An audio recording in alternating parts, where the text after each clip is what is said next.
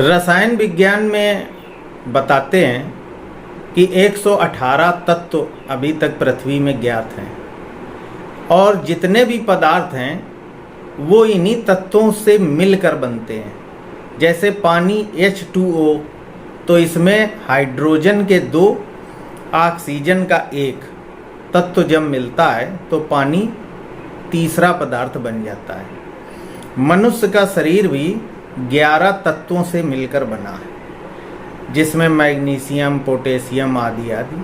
अगर इन तत्वों को विघटित कर दिया जाए तो शरीर बिखर जाएगा। तो जब कुछ तत्वों के मिलाने से पदार्थ बनता है, तो जो पदार्थ आपके सामने मौजूद है, अगर उसके तत्व बदल दिए जाएं तो पदार्थ जो दिख रहा है उसका स्वरूप बदल जाएगा। हमारे प्राचीन ग्रंथों में भी इसी आधार पर चरक संहिता, भस्में बनना, रसायन क्रिया द्वारा दवाएं बनना, और प्राचीन काल में कणाद और चरक ऋषि ने, जो कश्यप ऋषि ने, इस पर काफ़ी लिखा है और ज्ञान उपलब्ध है। कुछ ऐसे बीच में कालखंड रहे होंगे कि वैदिक परंपराएं और साहित्य लुप्त हो गए, और अब पाश्चात्य देशों से जब वो चीज़ें हमारे ही ग्रंथों का रिसर्च करके आती हैं तो हम उसे मानते हैं। विषय है कि कुछ तत्वों के मिलने से पदार्थ बनते हैं। तो ऐसे ही एक सन 2020 में योगी हमें मिले थे। उन्होंने कहा कि ये जो रसगुल्ला तुम्हारे सामने रखा है, ये रसगुल्ला कुछ तत्वों को मिलकर बना है। तुम्हें सबको ये रसगुल्ला दिख रहा है। अगर मैं इसके तत्वों को अपनी योग क्रिया से बदल दूं तो ये रसगुल्ला कुछ और हो जाएगा।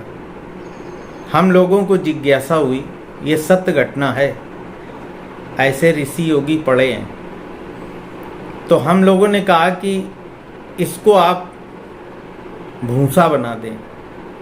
उन्होंने अपनी योगिक क्रिया से कुछ किया और कमरे में हम लोग बैठे थे, तो प्लेट में जो रसगुल्ला रखा था वो रसगुल्ले के तत्व उन्होंने बदल दिए, रसायन बदल दिए।